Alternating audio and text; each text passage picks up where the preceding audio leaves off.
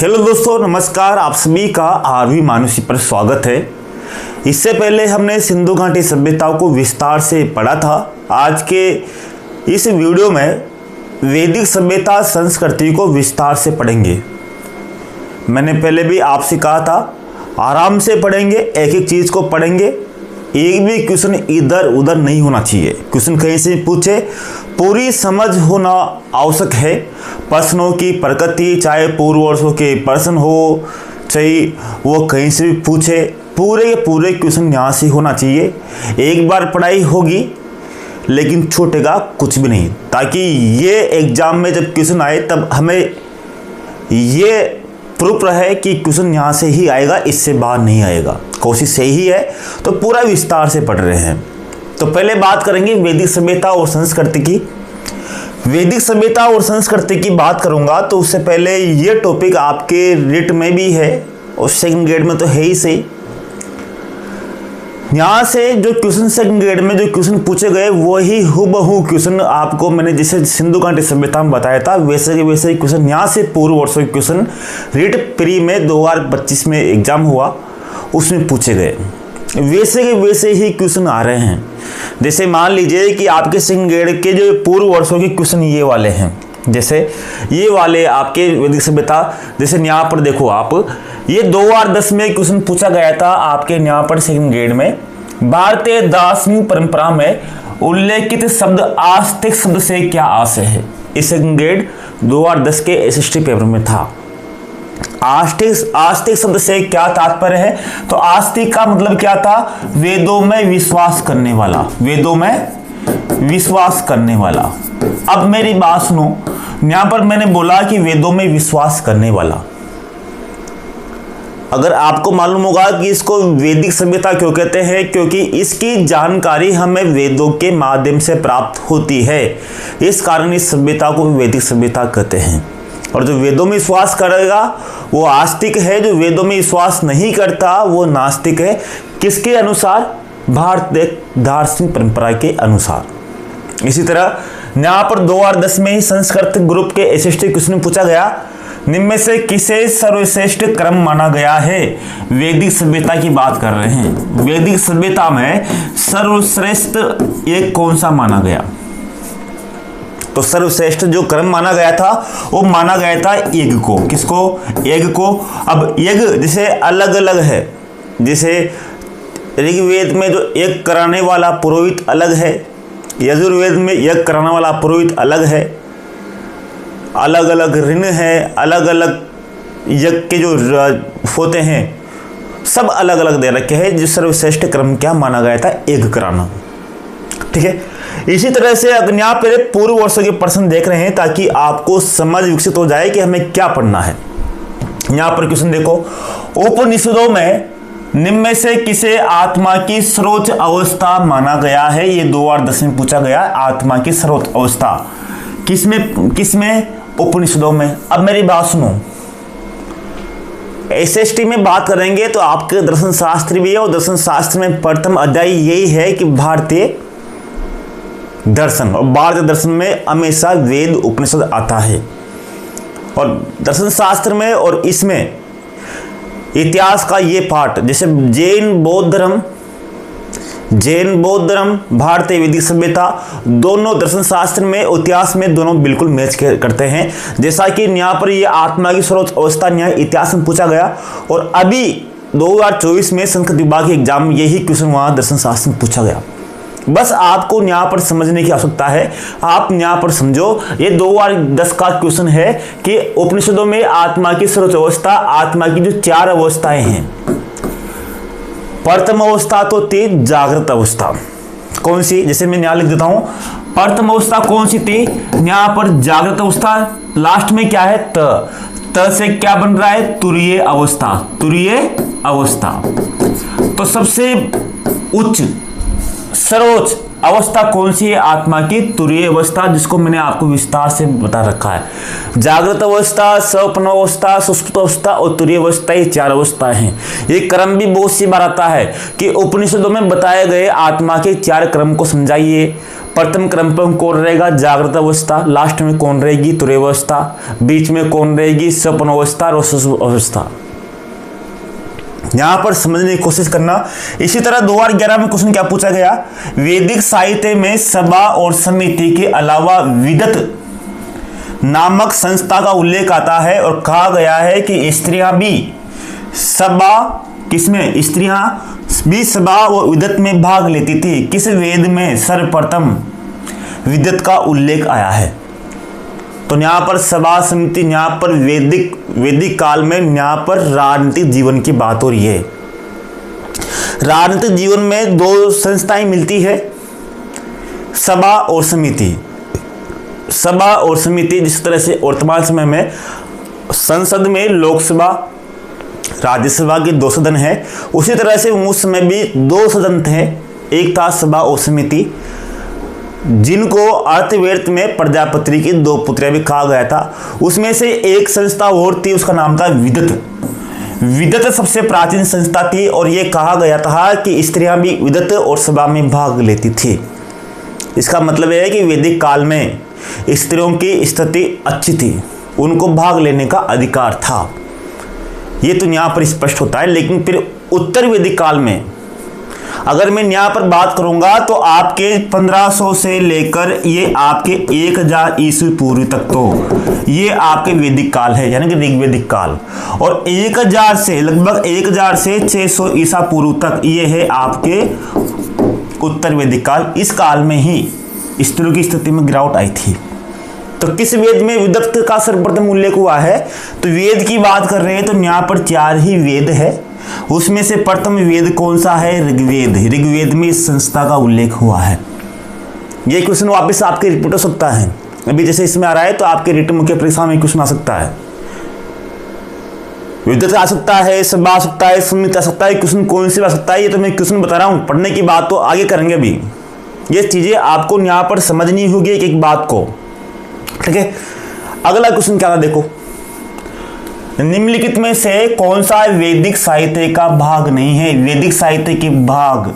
अब वैदिक साहित्य के भाग कौन कौन से हैं? तो यहाँ पर वैदिक साहित्य में ब्राह्मण आते हैं, यहाँ पर आपके आरण्यक आते हैं, आरण्यक के। यहाँ पर वैदिक साहित्य में आपके उपनिषद आते हैं।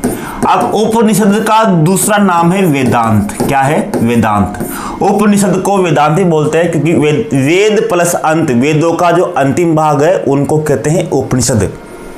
वेदांत, वेदांत का मतलब वेद का प्लस अंत, इसलिए उपनिषदों को वेदांत भी बोलते हैं। ये इसके भाग है वेदों के। इसी तरह से इनमें से कौन सा वेद प्राचीनतम है? 2013 में पूछा गया। प्राचीनतम वेद 4 ही वेद है। ऋग्वेद सबसे प्राचीनतम है।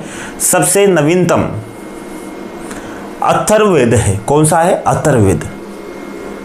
अथर्ववेद की रचना उत्तर वैदिक काल में हुई, जबकि जो पूर्व वैदिक काल था उसमें केवल 3 ही वेदों की रचना हुई थी।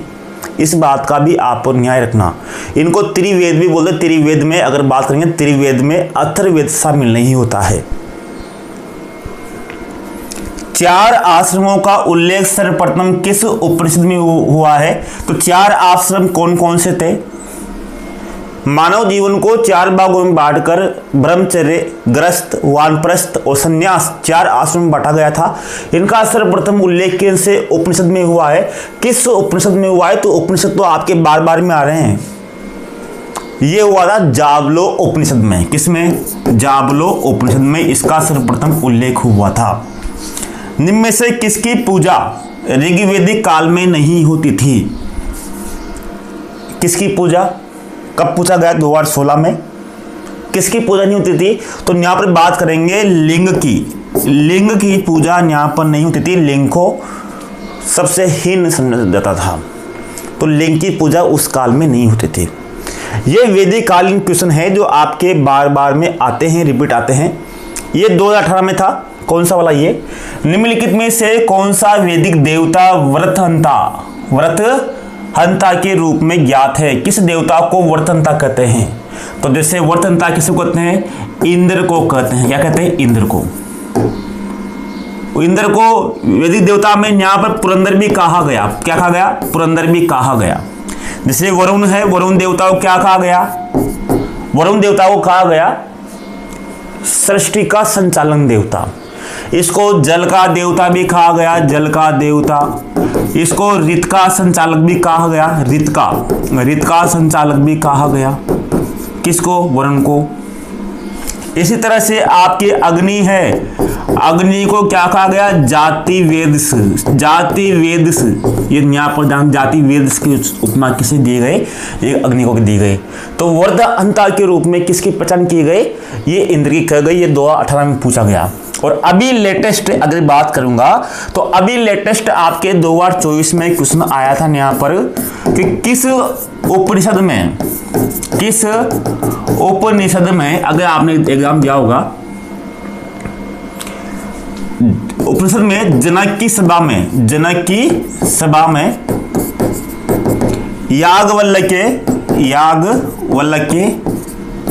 व गार्गी के बीच, गार्गी के बीच संवाद का उल्लेख है, संवाद का उल्लेख है। ये क्वेश्चन पूछा गया अभी लेटेस्ट आपके यहाँ पर दिसंबर 2024 में संस्कृत विभाग में, ये वाला यहाँ पर किस उपनिषद में? तो यहाँ पर याज्ञवल्क्य के गार्गी के बीच का संवाद किस उपनिषद में है? तो ये है वरदानाकर्य। कौन सा? वरदानाकर्य उपनिषद में, इसमें ही इसका उल्लेख है। और इसी में ही आपके यहाँ पर याज्ञवल्क्य और मैत्री दोनों का ही उल्लेख है, याज्ञवल्क्य और मैत्री का भी उल्लेख है। तो यहाँ पर ये क्वेश्चन की प्रगति, ये क्वेश्चन अब तक आपके आए हुए क्वेश्चन है जो एक पार्ट से हैं। ठीक है, अब पढ़ते हैं यहाँ से शुरू से, जीरो से समझना। अब इस चीज को एक बार आपको समझ गया होगा कि वैदिक सभ्यता में क्या क्या था। ठीक है, अब चलते हैं आगे, यहां पर समझना।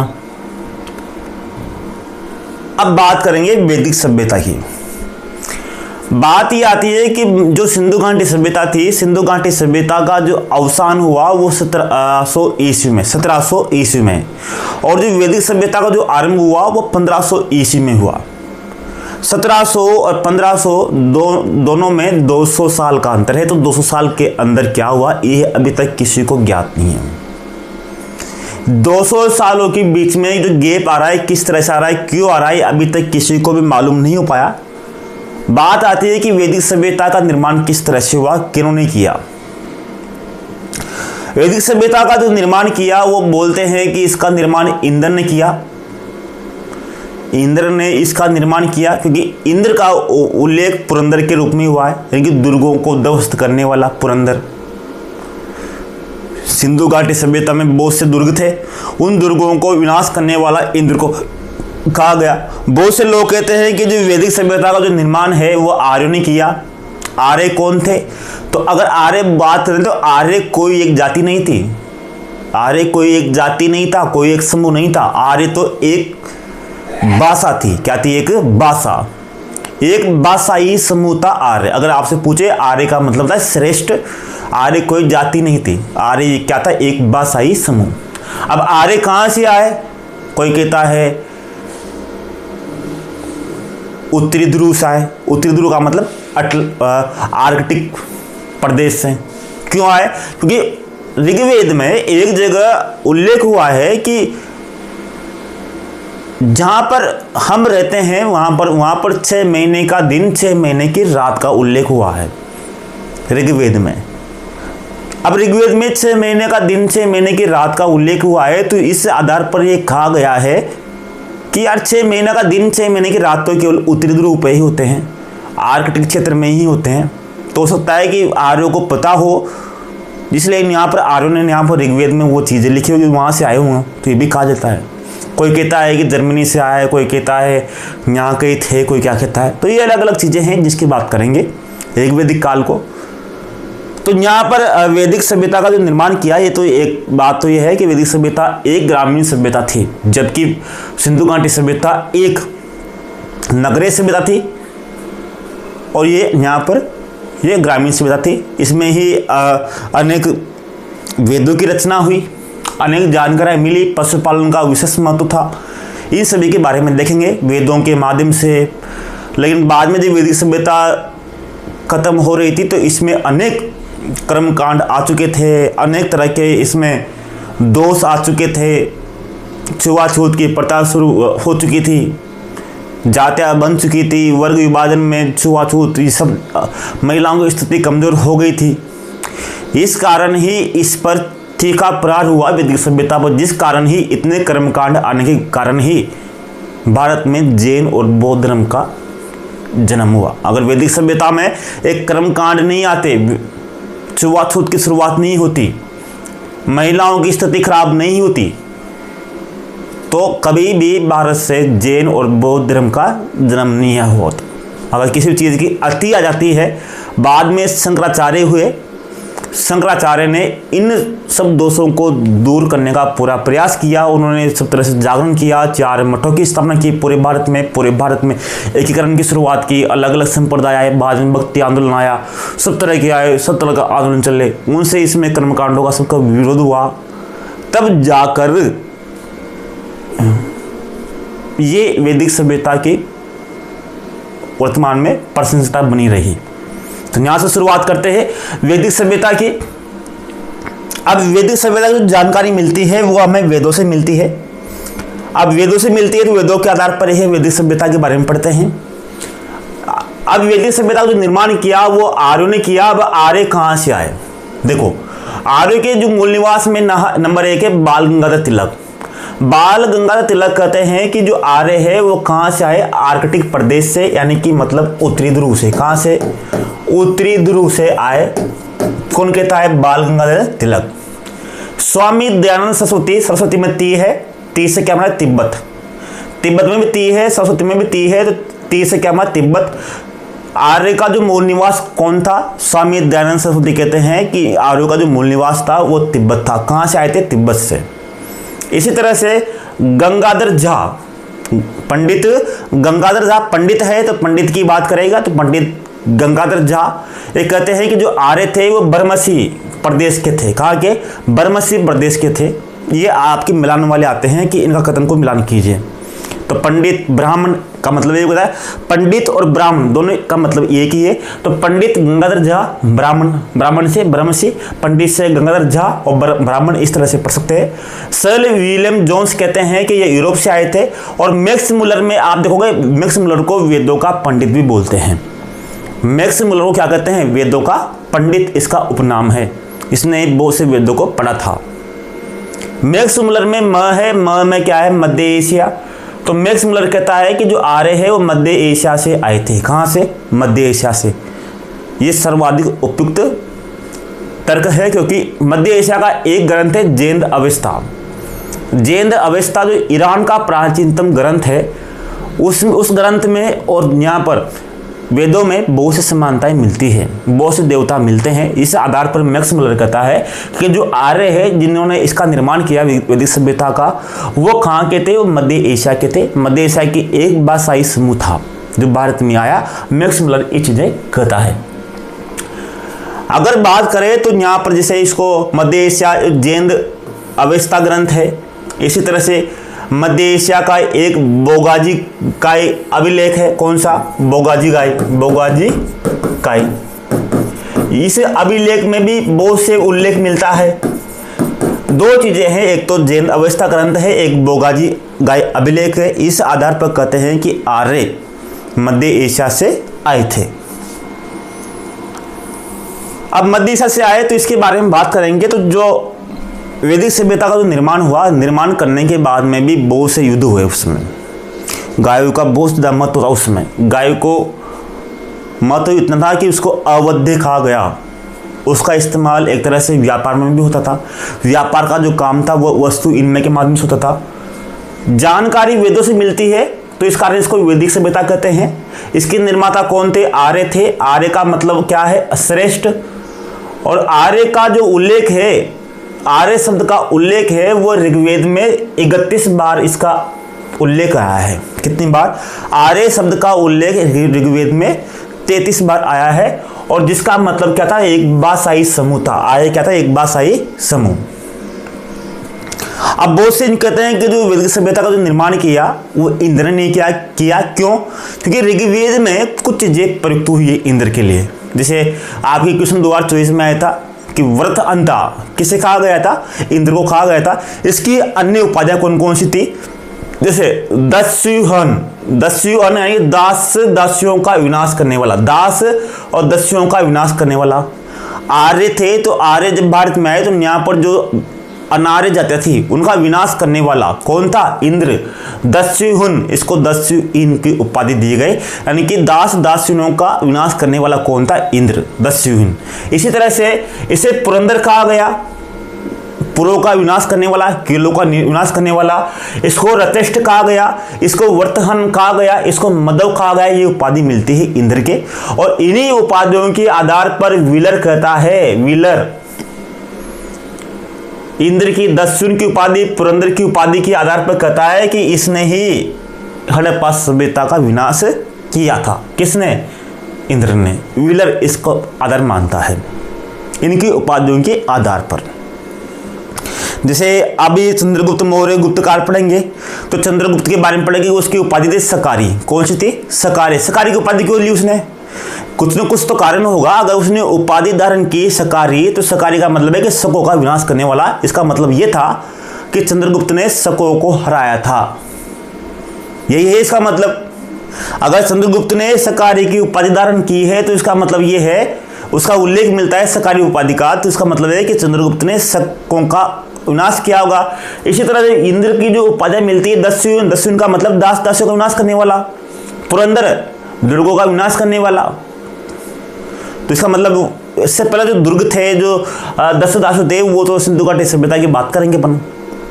तो इसी आधार पर व्हीलर कहता है कि इंद्र ने ही हड़प्पा सभ्यता का विनाश किया था।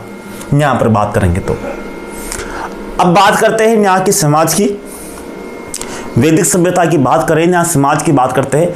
जैसे मैंने कहा था कि सिंधु घाटी सभ्यता में जो समाज था वो नगरीय समाज था, और जबकि यह समाज था वैदिक सभ्यता का, ये समाज था ग्रामीण समाज। सिंधु घाटी सभ्यता में जहाँ मात्र सत्तात्मक परिवार था, नर्तकी की मूर्ति मिली, मात्र सत्तात्मक मूर्तियाँ मिली, उनसे ज्ञात होता है कि वहाँ पर मात्र स्त्रियों की स्थिति बहुत उच्च थी।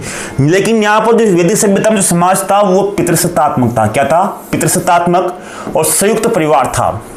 लेकिन जो कुप्रथाएं थी, जैसे यहाँ पर पर्दा प्रथा, बाल विवाह, सती प्रथा, ये कुछ भी यहाँ पर नहीं थे। वैदिक काल में ये कुछ भी नहीं थे, न तो बाल विवाह था, न पर्दा प्रथा थी, न सती प्रथा थी, कुछ भी नहीं था। सती प्रथा का कहीं कहीं उल्लेख आता है बाद में, लेकिन ये कुछ भी यहाँ बुराया नहीं थी, आराम से थी। ऋग्वेद के 8वें मंडल में बहुत सी विदेशी महिलाओं का उल्लेख आता है, जिसके बारे में बताऊंगा। जैसे ऋग्वेद में कुल बात करेंगे तो ऋग्वेद में यहाँ पर 10 मंडल है। कितने मंडल है? 10 मंडल है। अब ऋग्वेद में जो 10 मंडल है, 10 मंडल में से पहला है 10वां मंडल, अंतिम मंडल। इस अंतिम मंडल में 10वें मंडल में एक सूक्त का प्रयोग हुआ है, पुरुष सूक्त। इस 10वें मंडल का जो 10वें मंडल है, इस 10वें मंडल में एक सूक्त है, वो है पुरुष सूक्त। इस पुरुष सूक्त में उल्लेख हुआ है वर्णों का। किसका? वर्णों का। और इसमें ही राष्ट्र का उल्लेख हुआ है कि वैदिक सभ्यता थी, तो वैदिक सभ्यता में भी जो राष्ट्र का जो उल्लेख हुआ है सबसे जो ऊंचा स्तर था। जैसे अभी बात करेंगे, पहले अपन ग्राम आएगा, फिर ग्राम पंचायत आएगी, फिर तहसील आएगी, फिर जिला आएगा, फिर राज्य आएगा, फिर देश आएगा। तो उसी समय भी वहाँ पर कुछ सिस्टम रहा होगा। तो सबसे ऊपर था राष्ट्र वैदिक सभ्यता में, उससे नीचे क्या था? जन था, जन के नीचे क्या था? विष था। विश्व एक तरह से जिला कहा जाता था, और जन को राज्य कहा जाता था, और राष्ट्र को देश कहा जाता था उस समय। तो राष्ट्र का और पुरुष सूक्त का जो उल्लेख आया है वो यहाँ पर 10वें मंडल में आया है। और पुरुष सूक्त में यहाँ पर कहा गया है कि ब्रह्मा के मुख से अगर बात करेंगे तो ब्रह्म के मुख से किसका जन्म हुआ है? मुख से हुआ है ब्राह्मण का जन्म हुआ है। किसका? ब्राह्मण का। अगर बाजुओं से बात करेंगे, बाजुओं से जो आपकी जो बाजुएं हैं, बाजुओं से क्षत्रियों का जन्म हुआ है। किसका? क्षत्रियों का, जो देश की रक्षा करते हैं।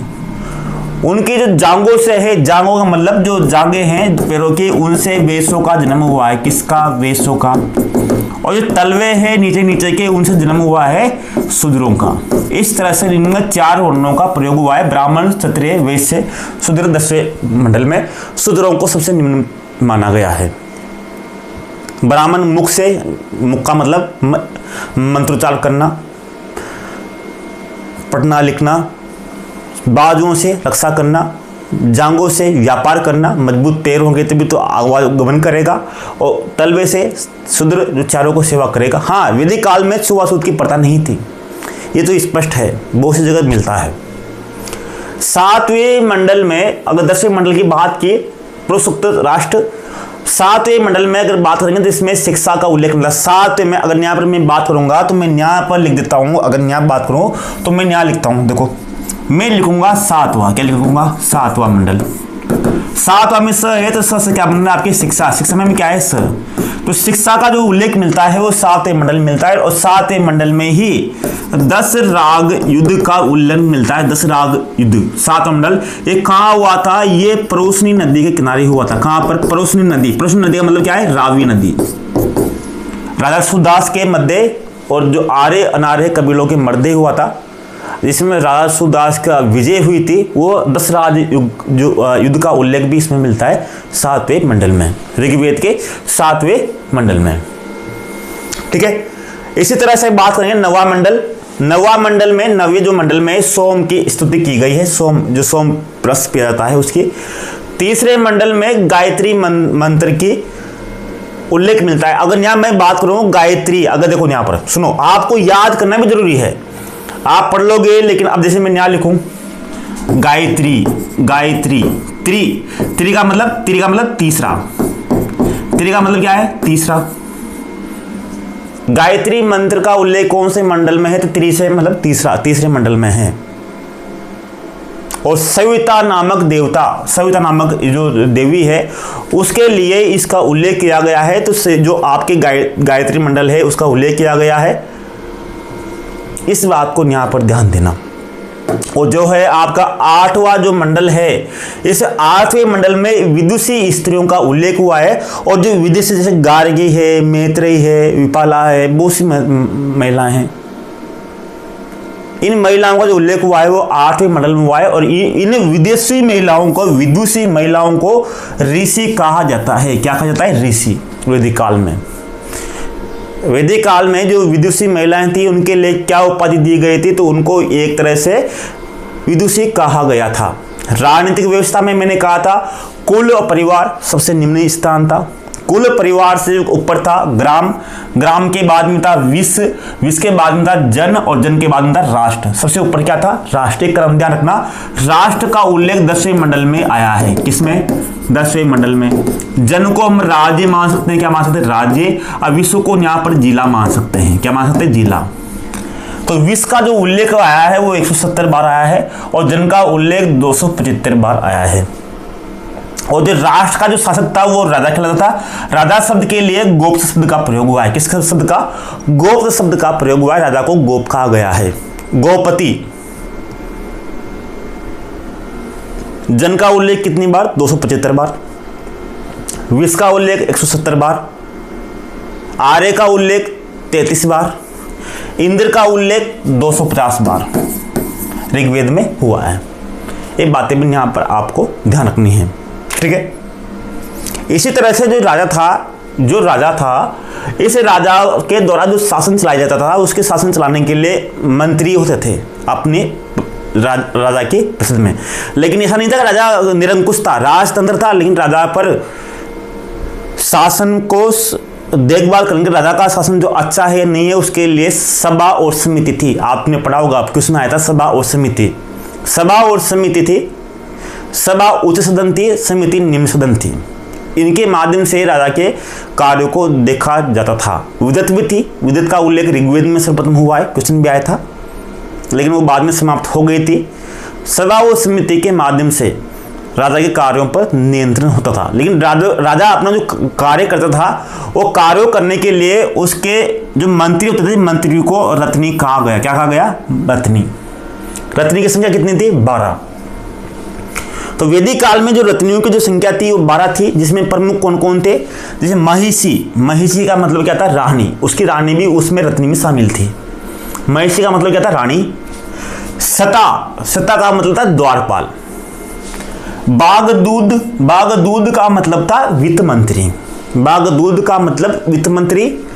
पालागल, पालागल का मतलब था राजा का मित्र। ये चार तो ध्यान रखना है। भागदूत का मतलब वित्त मंत्री, पालागल का मतलब राजा का मित्र, सत्ता का मतलब द्वारपाल, और महिषी का मतलब उसकी पत्नी या वो रानी। क्वेश्चन एक भी बाहर नहीं जाएगा और जाना भी नहीं चाहिए। पढ़ने का मतलब ही क्या है, अच्छे से पढ़ेंगे एक एक चीज को आराम से। अगर बात करेंगे वहां की जो भूमि थी, वैदिक सभ्यता में वो दो तरह की भूमि थी, एक था उर्वरा, एक था खिल्ले भूमि। खिल्ले भूमि जो भूमि की माप की इकाई भी थी, अलग अलग थी। फसलों में जैसे यव का मतलब जो, गोधूम का मतलब गेहूं, वरही, ईक्ष आदि की खेती की जाती थी। वरही का मतलब क्या है, चावल। ईक्ष का मतलब क्या है, गन्ना। गोधूम का मतलब क्या है, गेहूं। यव का मतलब क्या है, जो। ये भी आपको यहाँ पर अर्थ ध्यान रखने हैं। मिलान वाले आते हैं, ईक्ष, वरही, गोधूम, यव, इनको मिलान कीजिए तो ईक्ष से क्या करेंगे, गन्ना, वरही से चावल, गोधूम से गेहूं, यव से जो। ये उस समय वैदिककालीन नाम थे इन फसलों के।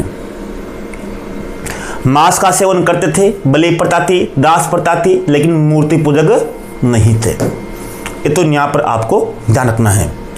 अगर बात करें तो यहाँ पर जो वैदिक काल में जो कुछ कर भी थे, जो कर जो सर्वाधिक दिए जाते थे वो दिए जाते थे वैश्य के द्वारा। वैश्य वर्ग के द्वारा सर्वाधिक कर दिए जाने के कारण इसको वैश्य को बलिकृत भी कहा गया। क्या कहा गया, बलिकृत। बलिकृत मतलब सर्वाधिक कर देने वाला समुदाय कौन सा है, वैश्य वर्ग। जो अधिकांश करों का वहन करता है उसे बलिकृत भी कहा गया और वैश्य को बलिकृत कहा गया था। तो यहाँ पर ध्यान रखना किसके लिए बलिकृत का प्रयोग हुआ है, तो वैश्य के लिए। क्यों हुआ है, क्योंकि जो सर्वाधिक कर देता है, सर्वाधिक जो टैक्स चुकाता है, उसके लिए ही बलिकृत का प्रयोग हुआ है। ठीक है। इसी तरह से धार्मिक जीवन की बात करेंगे तो आर्य बहुदेववादी थे। बहुदेववादी का मतलब यह था कि वह अनेक देवताओं को मानते थे। 33 कोटि प्रकार के देवता थे।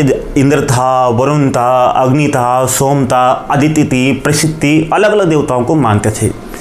लेकिन यहाँ पर एक विद्वान है मैक्स मुलर, जो कहता है, जो वेदों का पंडित है, जिन्होंने कहा था कि आर्य मध्य एशिया से आए थे। मैक्स मुलर एक धारणा और देता है क्या, कि आर्य क्या थे, एकादिश देववाद। एकादिश देववाद का मतलब क्या है, हिनोथिज्म। हिनोथिज्म का मतलब यह है कि क्रम से देवताओं का नंबर आना बारी बारी से। जैसे उसका क्रम निकल गया तो दूसरा देवता सर्वोच्च हो गया, उसका क्रम निकल गया तो दूसरा देवता सर्वोच्च हो गया। जैसे मान लीजिए महाशिवरात्रि आए तो सर्वोच्च देवता कौन बन गए, शिव जी बन गए। ठीक है। दीपावली आए तो सर्वोच्च देवता कौन सी बन गए, राम जी बन गए। जन्माष्टमी आए तो सर्वोच्च देवता कौन से बन गए, भगवान श्री कृष्ण बन गए। यानी कि बारी बारी से सर्वोच्च देवता बन जाते हैं, फिर उनका टाइम निकल जाता है तो दूसरे बन जाते हैं सर्वोच्च देवता। तो उसको क्या कहा गया है, हिनोथिज्म, यानी कि एकादि देववाद, नंबर आना। इस तरह का कर्म भी वहां पर मिलता था। कौन कहता है, मैक्स मुलर ये कहता है। वरुण को, जो अग्नि को जाति वेद से कहा गया, क्या कहा गया, जैसे इंद्र को क्या कहा गया था, बहुत हंतरा कहा गया था। अग्नि को जाति वेद से कहा गया। वरुण देवता को ऋत का नियामक कहा गया, देवताओं का पोषक कहा गया।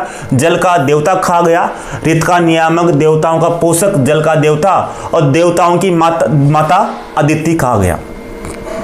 देवताओं की माता कौन थी, अदिति को कहा गया।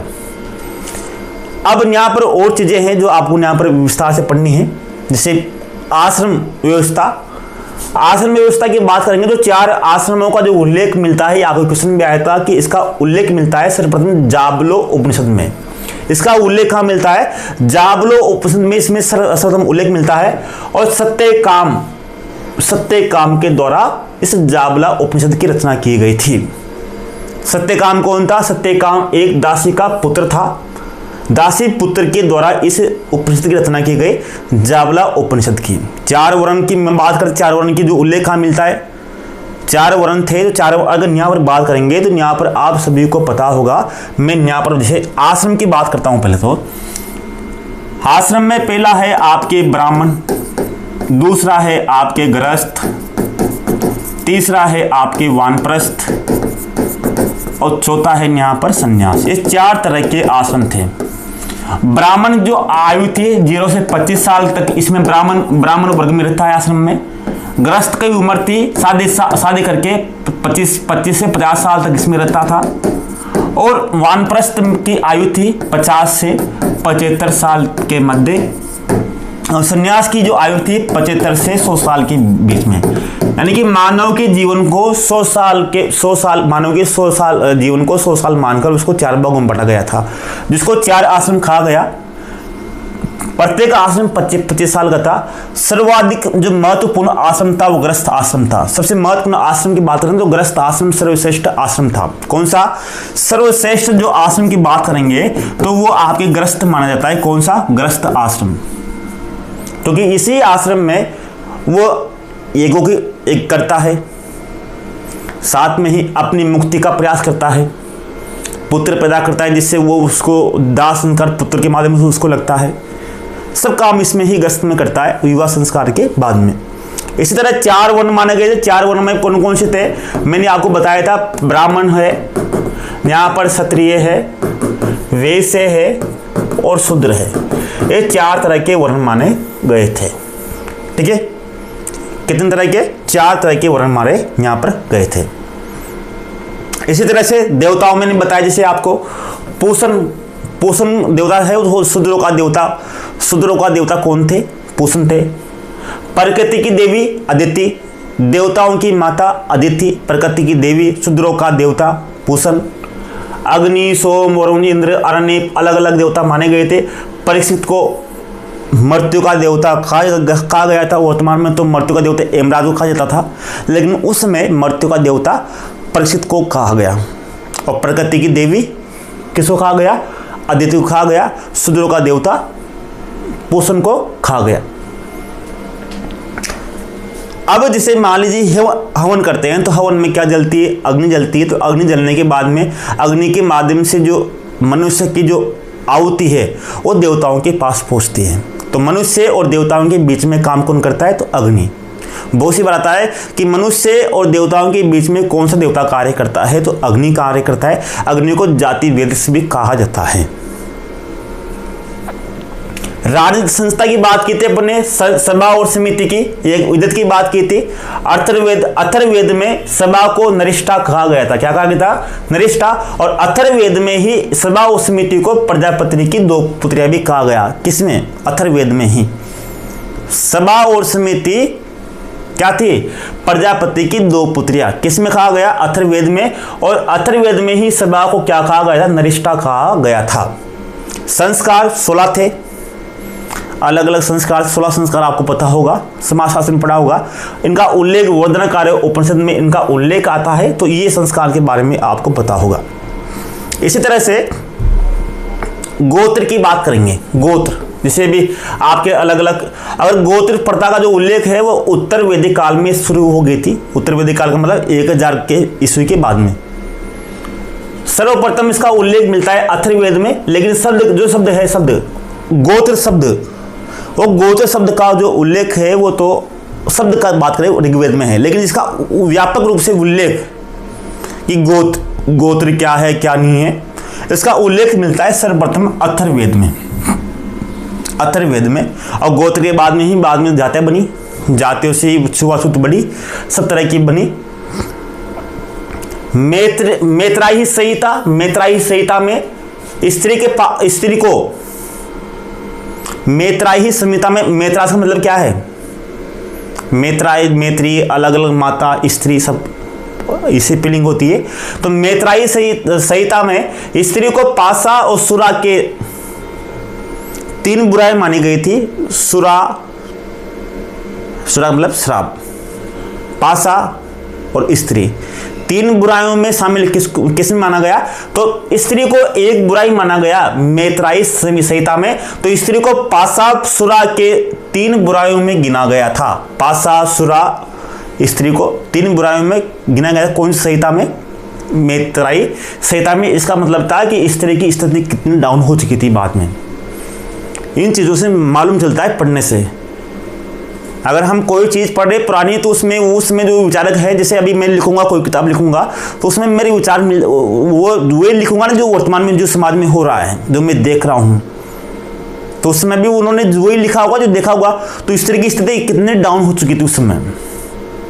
इसी तरह से कांटक संहिता में 24 बैलों द्वारा खींचे जाने वाले एक विशाल हल का उल्लेख हुआ है कि एक हल था, उस हल को 24 बैल खींचते थे। अब बताओ कितना विशाल हल होगा, 24 बैल खींचते थे। तो खेती का प्रमाण भी है, कौन से? कांटक संहिता में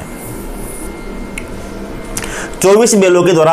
अथर्ववेद में सती प्रथा का उल्लेख मिलता है, थोड़ा बहुत, लेकिन थी नहीं, इससे एक प्रतीकात्मक रूप से मिलता है अथर्ववेद में, लेकिन वहां पर्दा प्रथा, बाल विवाह, सती प्रथा वैदिक काल में नहीं थी। आगे एक चीज यहां पर देखेंगे, साथ में ही यहां पर भी क्वेश्चन आता है, भारत में 4 प्रकार के मर्तबांड की प्रक्रिया थी। कितने प्रकार के? 4 प्रकार के मर्तबांड थे। सिंधु घाटी सभ्यता में जो मर्तबांड थे वो चलते थे गैरिक मर्तबांड। कौन से? गैरिक मर्तबांड। गैरिक मर्तबांड जो विशेषता कौन सी सभ्यता की थी? तो सिंधु घाटी सभ्यता की विशेषता थी गैरिक मर्तबांड। ठीक है। इसके बाद में कर्सन लोहित मर्तबांड। कर्सन लोहित मर्तबांड थे ऋग्वैदिक कालीन सभ्यता के या फिर पूर्व वैदिक सभ्यता के। किसके? पूर्व वैदिक सभ्यता या ऋग्वैदिक कालीन सभ्यता। इसका कालक्रम है 1000 से, यहां पर बात करेंगे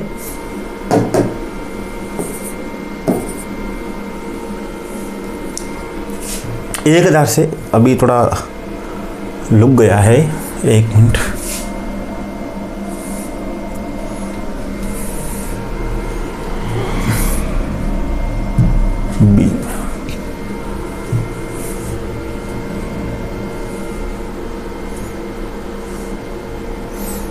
बहुत सी बार चलते चलते थोड़ा डिस्टर्ब हो जाता है, तो इसके लिए इसमें आप प्रार्थी हैं, हो जाता है इशू। इलेक्ट्रॉनिक आइटम है, आपके साथ में भी असुविधा होती है।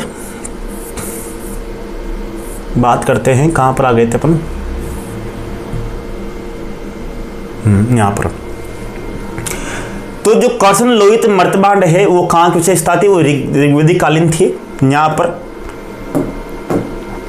और ऋग्वैदिक कालीन जो व्यवस्था है वो 1000 से 1000 जो आपके हैं यहाँ पर बात करेंगे, आपके यहाँ पर 1500 से 1500 ईसा पूर्व से 1000 ईसा पूर्व तक की जो व्यवस्था थी वो मानी जाती थी आपके ऋग्वैदिक कालीन। उत्तर वैदिक काल में जो मर्तबांड थे वो थे चित्रित दूसर मर्तबांड। चित्रित दूसर मर्तबांड किसकी विशेषता थी? उत्तर वैदिक कालीन। और उत्तरी काली चमकीली मर्तबांड मौर्य काल के आसपास के मर्तबांड थे। जो 4 मर्तबांड है, ये बहुत सी बार क्वेश्चन आता है इसलिए पढ़ा रहा हूं। ऋग्वेद में जो 21 नदियों का उल्लेख हुआ है, 21 नदियों का उल्लेख मिलता है, उसमें से सबसे महत्वपूर्ण जो नदी थी वो कौन सी थी? सिंधु नदी सबसे महत्वपूर्ण नदी। और सबसे पवित्र नदी कौन सी थी? सरस्वती। दोनों में स है, स से सिंधु, स से सरस्वती। स से 21वीं सदी, 21 नदियों का उल्लेख है। सबसे महत्वपूर्ण नदी सिंधु, सबसे पवित्र कौन सी थी? सरस्वती थी। आपको यहाँ पर उपनाम ध्यान रखना है, उपनाम नदियों के। सतलज को शत्रुति कहा गया, व्यास को विपाशा कहा गया, गंडक को सदानीरा कहा गया, चिनाब को अस्कनी कहा गया, रावी को प्रश्नी कहा गया, झेलम को वितिस्ता कहा गया। ये नदियां आपको यहाँ पर ध्यान रखनी है। प्रश्नी तो वही थी, रावी प्रश्नी, जहां पर 10 राज्य युद्ध लग गया था। गंडक सदानीरा यानी कि गंडक तक का इलाका उनको, बिहार तक का इलाका उनको मालूम था। वैदिक काल में गंडक का उल्लेख आया है, तो क्योंकि गंडक जो नदी है वो वर्तमान में बिहार में बहती है, यानी कि उनको बिहार तक ये सभ्यता फैली हुई होगी। इस आधार पर लगाते हैं। सतलज में सत से शत्रुदी, व्यास से विपाशा, इस तरह से इन दोनों को तो आराम से याद कर सकते हैं। केवल आपको चिनाब और झेलम याद करना है कि झेलम को वितिस्ता कहा गया और चिनाब को अस्कनी कहा गया। अगर बात करेंगे चिनाब और अस्कनी में, इस तरह से आपको नी और ची इस तरह से याद कर सकते हैं। ऋग्वेद में 4 उपवेद हैं, कौन कौन से? आयुर्वेद, ये धनुर्वेद, गंधर्ववेद और शिल्पवेद। क्वेश्चन ये आता है कि इनमें से कौन सा उपवेद नहीं है, तो आपको यहाँ पर ध्यान देना होगा। अर्जुन का धनुष का नाम क्या था? गांडीव। क्या नाम था? गांडीव। अर्जुन के पास जो धनुष था उसका नाम क्या था? गांडीव। और जो गांडीव जो धनुष था उसका, वो कहाँ से प्राप्त होता उसको? भगवान शिव ने उसको दिया था। तो आप इस तरह से इसको याद कर सकते हैं कि अर्जुन का धनुष गांडीव शिव का है। अर्जुन का जो धनुष है गांडीव किसका है? वो शिव का है। तो अर्जुन से क्या करेंगे? अर्जुन से आयुर्वेद, धनुष से धनुर्वेद, गांडीव से गंधर्ववेद, शिव से शिल्पवेद। अर्जुन से आयुर्वेद, धनु से धनुर्वेद, गांडीव से गंधर्ववेद, शिव से शिल्पवेद। ये 4 वेद आपको यहाँ पर ध्यान देने हैं कि 4 वेद हैं। आयुर्वेद का संबंध ऋग्वेद से है, धनुर्वेद का संबंध यजुर्वेद से है, गंधर्ववेद का संबंध सामवेद से है, शिल्पवेद का संबंध अथर्ववेद से है। इसी तरह से वेदों में जो यज्ञ को कराने वाले, मैंने कहा था कि वेदों में सर्वश्रेष्ठ कर्म किसे माना गया है? यज्ञ को माना गया है। और यज्ञ 4 तरह के पुरोहित थे। कौन कौन से थे? जैसे होता, जो पुरोहित थे, होता, अध्वर्यु, उद्गाता, ब्रह्मा। होता का संबंध किससे था? ऋग्वेद से। अध्वर्यु में ये है, ये से क्या बन रहा है आपके? यजुर्वेद। अध्वर्यु में पीछे क्या है? ये से क्या बन रहा है आपके? यजुर्वेद। उद्गाता, सामवेद का मतलब क्या है? संगीत। सामवेद का संबंध किससे? संगीत से है। तो संगीत यानी कि उद्गाता का मतलब उद्गाने वाला, तो गाने वाला का संबंध किससे रहेगा? सामवेद से। और लास्ट है ब्रह्मा का संबंध किससे था? अर्थवेद से था। तो ये आपको जानना 4 तरह के पुरोहित थे, होता, अध्वर्यु, उद्गाता और ब्रह्मा। होता का संबंध ऋग्वेद से, अध्वर्यु का संबंध यजुर्वेद से, उद्गाता का संबंध सामवेद से और ब्रह्मा का संबंध अथर्ववेद से था। 4 महावाक्य मिलते हैं, जैसे प्रज्ञान ब्रह्महम। प्रज्ञान ब्रह्म कहाँ मिलता है? ऐतरेय उपनिषद में। अये आत्मा ब्रह्म, अये आत्मा ब्रह्म कहाँ मिलता है? मांडुक्य उपनिषद में। तत् त्वम असि कहाँ मिलता है? छांदोग्य उपनिषद में। अहम ब्रह्मास्मि वर्धकारण्य उपनिषद में ये चीजें मिलती है। ये चीजें आपको यहाँ पर ध्यान देना होगा। अब देखो यहाँ पर ऋग्वेद के जो प्रथम मंडल है, ऋग्वेद का जो प्रथम मंडल है, ऋग्वेद के प्रथम मंडल में ये उल्लेख हुआ है, एकम सद विप्रा बहुता वदंती, एकम सद विप्रा बहुता वदंती। अब देखो इसको, मेरी बात सुनना, ये वाला क्वेश्चन यहाँ पर 2022 का जो एग्जाम हुआ था एसएसटी का, उसमें दर्शन शास्त्र में ये क्वेश्चन पूछा गया था। किसमें? दर्शन शास्त्र विषय में, एसएसटी में। और यही क्वेश्चन आपके अभी यहाँ पर 2025 में यही क्वेश्चन यहाँ पर रिट प्री में, कहाँ पर? रिट प्री में एसएसटी में पूछा गया था। आप मिला के देख लो वहां पर। कौन सा वाला? ये वाला। किसका उल्लेख? एकम सद विप्रा बहुता वदंती का उल्लेख किस वेद में है? तो ऋग्वेद में है। कौन से में? एकम का मतलब एक, प्रथम का मतलब क्या है? प्रथम मंडल। अब पला वेद कौन सा है? पला वेद भी ऋग्वेद ही है। प्रथम वेद कौन सा है? ऋग्वेद। प्रथम मंडल, एकम का मतलब समझ जाओ अपने आप। एकम का मतलब हो रहा है पहला, एकम का मतलब पहला वेद कौन सा है? ऋग्वेद।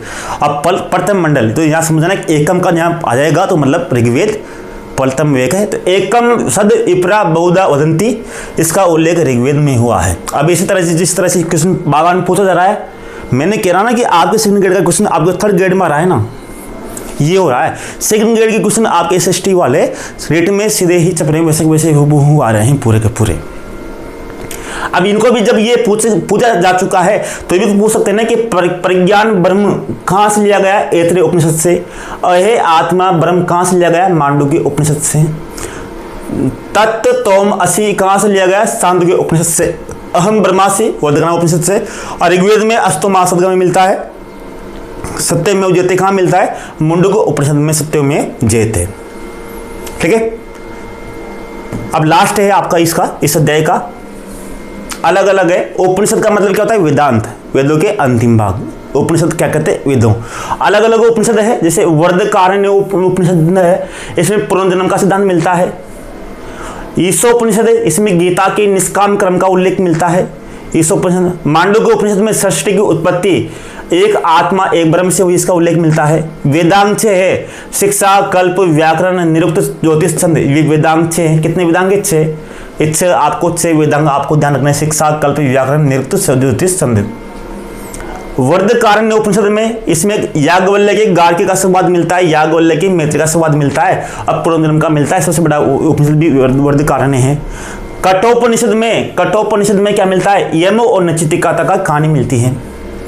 छांदोग्य उपनिषद में आरुणि उद्दालक और सेवित केतु के मध्य संवाद मिलता है। आरुणि उद्दालक और सेवित केतु के मध्य संवाद मिलता है। और लास्ट है शौनक और अभिप्रातरणी ऋषि तथा एक भिखारी के मध्य संवाद भी छांदोग्य उपनिषद में मिलता है। तो 2-4 उपनिषद है जो आपको अच्छे से याद रखना चाहिए। एक तो छांदोग्य उपनिषद, एक वर्धकारण्य उपनिषद, एक जाबुले उपनिषद, कठोपनिषद भी है। तो यहाँ पर संवाद भी मिलते हैं। जिसे इस बार आपके पूछा गया कि याज्ञवल्क्य के गार्गी का मध्य संवाद कहाँ मिलता है। अगली बार मैत्री का पूछ सकते हैं, यम नक्षत्र का पूछ सकते हैं, आरुणि की उद्दालक का पूछ सकते हैं, शौनक अभिप्रातन का पूछ सकते हैं। तो इस अध्याय में आपके वेद उपनिषद में ये सब कुछ यहाँ पर था। बाकी जो आपके आर्य मानस स्टडी है, जो आपका कोर्स है, उस कोर्स में मैंने आपके और भी जो क्वेश्चन है आपके फर्स्ट ग्रेड वाले, इससे संबंधित उनको आपको एक बार देखना है, उनको देखो। बाकी ये पूरा आपके है ही सही, ये क्वेश्चन आपको वहाँ जोड़ रखे हैं, इनका करो रिवीजन। एक भी क्वेश्चन जो मैटर है सीमित है, लेकिन इसको बार बार पढ़ो, एक भी क्वेश्चन बाहर नहीं निकलेगा। पढ़ना अब आपके हाथ में है, मैं आपके लिए मेहनत कर रहा हूँ। अब आप कितनी मेहनत करते हैं ये आपके ऊपर है। मिलते हैं नेक्स्ट क्लास में। नमस्कार, जय हिंद दोस्तों।